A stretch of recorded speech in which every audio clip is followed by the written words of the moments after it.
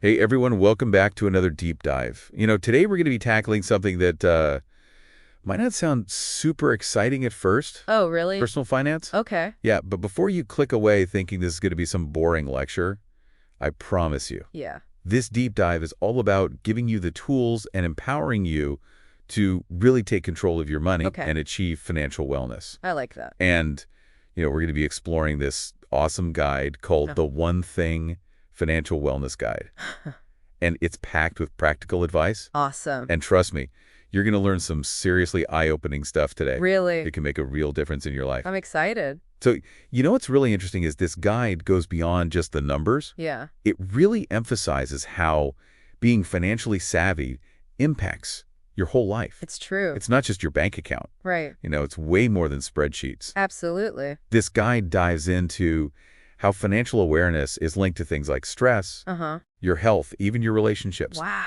Get this, a whopping 83% of employees What? say they feel stressed about their finances. Gosh. And for 16% of those folks, it's completely overwhelming. Yeah, that's a lot. It's a real burden for a lot of people. And, we're not immune to that here in Deer Park, LaPorte, and Pasadena. Right. It's a real issue. Yeah. And that's why this guide is so valuable. Okay. It connects financial awareness to your overall well-being. Right. When you feel in control of your money, it reduces stress, and it contributes to a greater sense of peace of mind. And there's actually a study from Northwestern University Oh, wow. that found a link between high debt and poor health in young adults. Seriously. Yeah. So this isn't just about dollars and cents. Right. It's about your quality of life. Okay, so we get it. Being financially aware is important. Yes. But where do we even begin? Right. Well, the guide introduces this really cool idea. Okay. Finding your one thing for your finances. Your one thing. Yeah. I like that. And the guide says that boils down to two main priorities. Okay. Getting out of debt All right. or building wealth. Gotcha. So think about it. Which of these is your biggest focus right now? Hmm. Are you trying to tackle those student loans? Yeah. Or are you ready to start investing and growing your savings? That's a good question. It's really about figuring out where you are on your financial journey. This isn't about doing everything at once. Right. It's about choosing your primary financial goal. Exactly. And putting your energy towards that one thing. Now, let's say getting out of debt is your one thing. Okay. The guide talks about a strategy called the debt snowball plan. Oh, yeah, I've heard of that. It comes from financial guru Dave Ramsey. Yeah. And here's the interesting part. You tackle your smallest debt first, Interesting. even if it has a lower interest rate than some of your other debts. Huh.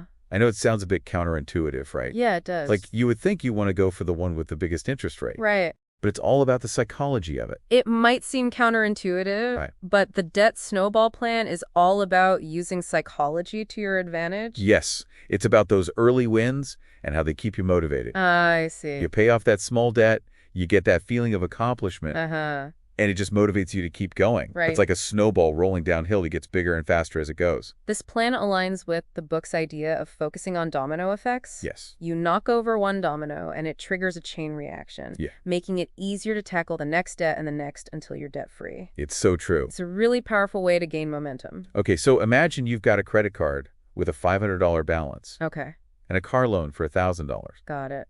You might think, okay, better hit that car loan first because it's got a higher interest rate. Right. But with the debt snowball, you'd actually focus on paying off that $500 credit card debt first. Interesting. Once it's gone, you roll that money you were putting towards the credit card Okay. and add it to your car payment. Right, I see. Suddenly, you're paying down that debt much faster. Wow. It's a neat way to see quick progress and stay motivated, Right. especially when you're just getting started. The debt snowball plan isn't for everyone. That's true. And the guide acknowledges that it also explores alternative debt reduction methods, All right? like the debt avalanche method, which focuses on tackling the debt with the highest interest rate first. Yeah. The key is to choose the strategy that aligns best with your personality and financial situation. I like that it's all about finding what works for you. Exactly. Now, let's say you're already on top of your debt, Okay. or maybe you're fortunate enough to not have any. Right. Where do you go from there? Yeah. Where do you go? Well, that's where building wealth comes in. Okay. And here's a key takeaway. The guide really emphasizes Right. time is on your side, and the sooner you start, the better off you'll be. That's where the power of compounding really comes into play. It's like the secret weapon for growing your money. Oh, really? Yeah, essentially it's the idea that your earnings can generate more earnings. Okay. Think of it like a snowball rolling downhill. Uh-huh. It starts small, but as it rolls, it picks up more snow, Right. getting bigger and bigger. Yeah. With investing, the interest you earn on your initial investment starts earning its own interest. Wow. And over time, that can really add up. So the earlier we start investing, the more time that snowball has to grow. Exactly.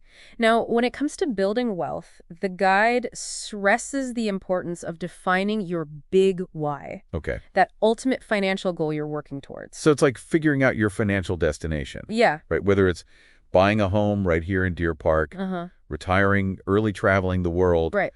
or just having financial security. Yeah. Having a clear big why can keep you focused and motivate. It's about having that North Star Right. to guide your financial decisions. I like that.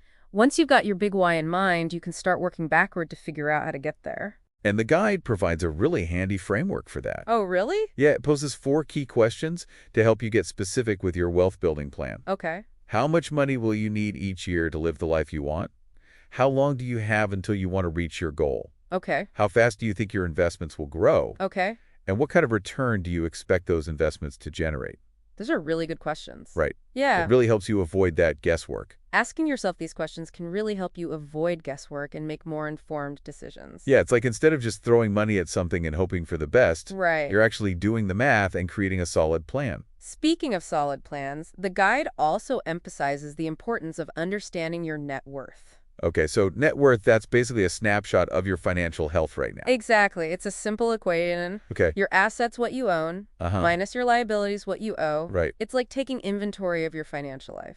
So if I think about my assets, it would be things like my house, my car, maybe any savings or investments I have. Yeah. And my liabilities would be things like my mortgage, student loan, or credit card debt. Exactly. It's a really valuable exercise to do. Take some time to list out all your assets and liabilities. Okay. And then do the math to see where you stand. Right. This will give you a much clearer picture of your financial situation. Once you know where you stand, you can start making a plan for improvement, right? Right. And that's where budgeting comes in, which, let's face it, doesn't always sound like the most thrilling topic.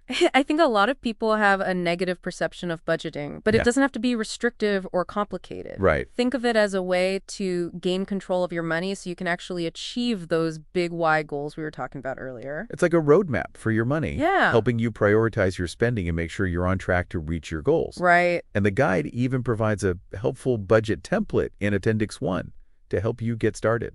Oh, wow. That's awesome. Yeah. One really cool concept the guide emphasizes is the idea of paying yourself first. Okay. It's a simple but powerful shift in mindset. What does that mean exactly? It means setting aside a portion of your income for savings and investments. Okay. Before you even start spending, it's about making your financial goals a priority. So instead of waiting till the end of the month to see what's left over, Exactly. you're proactively putting money aside for your future self. Yes. I like that. It takes discipline, but the impact can be significant over time. Right. Imagine setting up an automatic transfer to your savings account every payday.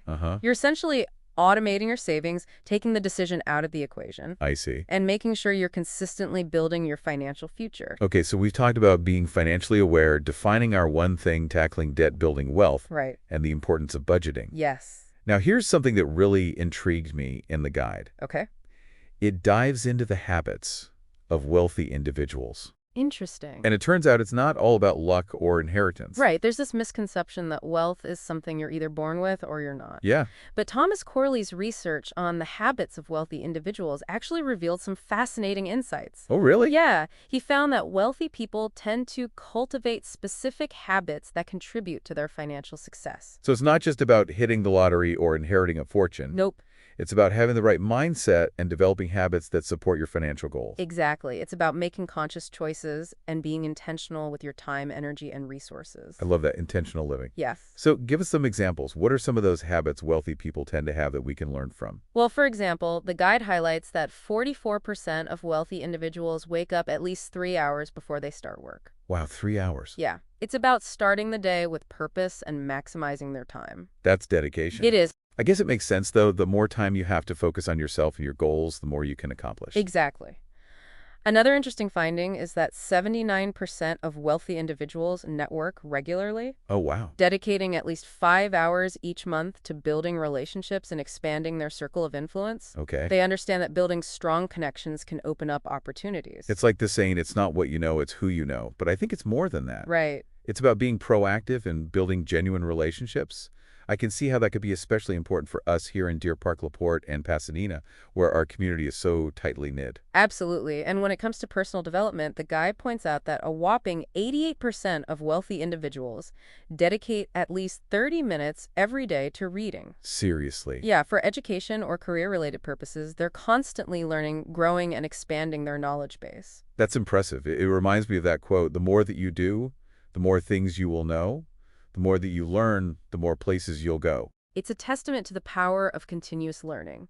The more you know, the better equipped you are to make informed decisions in all areas of your life, including your finances. So if we bring all of this together, what does it really mean for our listeners here in Deer Park, LaPorte, and Pasadena? It means that financial success isn't just a matter of luck. It's about making conscious choices, developing empowering habits, and taking control of your financial destiny. It means we have the power to shape our financial futures, right? Absolutely. We don't have to be victims of circumstance. I love that. So as we wrap up this deep dive, I want to leave our listeners with a few key takeaways. Sounds good. First things first, remember, financial awareness is about more than just money. It's about your overall well-being and how you feel about your finances. It can even have an impact on your physical health. That's right. The guide also talked about how financial stress can spill over into other areas of our lives, like our relationships. So finding ways to manage our money better can make a big difference in those areas too. Yeah. The next takeaway is all about identifying your one thing, that single most important action you can take right now to improve your situation. You got it. I'm a big believer in focusing on one thing at a time. It's so much easier to make progress when you're not trying to do everything at once. Right. Once you've got your one thing, remember those small wins can lead to big results, whether it's paying off a small debt or putting aside even a small amount for savings. Every bit counts. It all adds up. I think a lot of people get discouraged because they think they have to make these huge changes all at once. Right. But the truth is, even small steps taken consistently can make a huge difference over time. It's like that old saying, Rome wasn't built in a day. Exactly. Financial wellness is a journey, not a destination. And speaking of journeys, remember, time is your biggest ally when it comes to building wealth.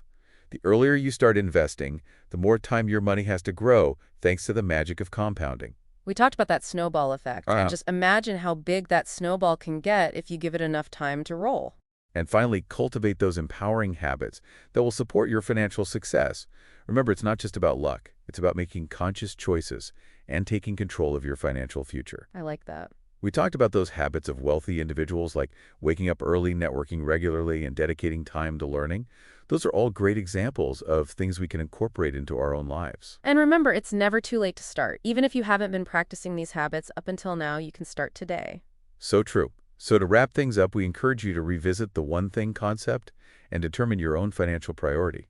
What's the one action you can take right now to move closer to your financial goals? Yeah, think about that. If you need a little help getting started, check out the GPS worksheet in Appendix 2 of the guide. It's a great way to map out your financial journey. It's a really useful tool. And if you're looking for some extra support and resources, you can always connect with some of the amazing financial advisors and organizations we have right here in Deer Park, LaPorte, and Pasadena.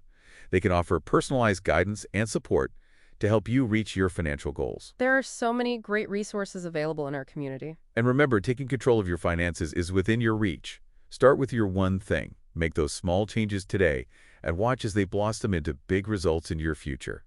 Thanks for joining us on this deep dive into financial wellness. If you're enjoying these deep dives, please consider supporting our show by visiting thinkandactlocally.com/donate. Link in show notes. Your contribution keeps Think and Act Locally serving our community.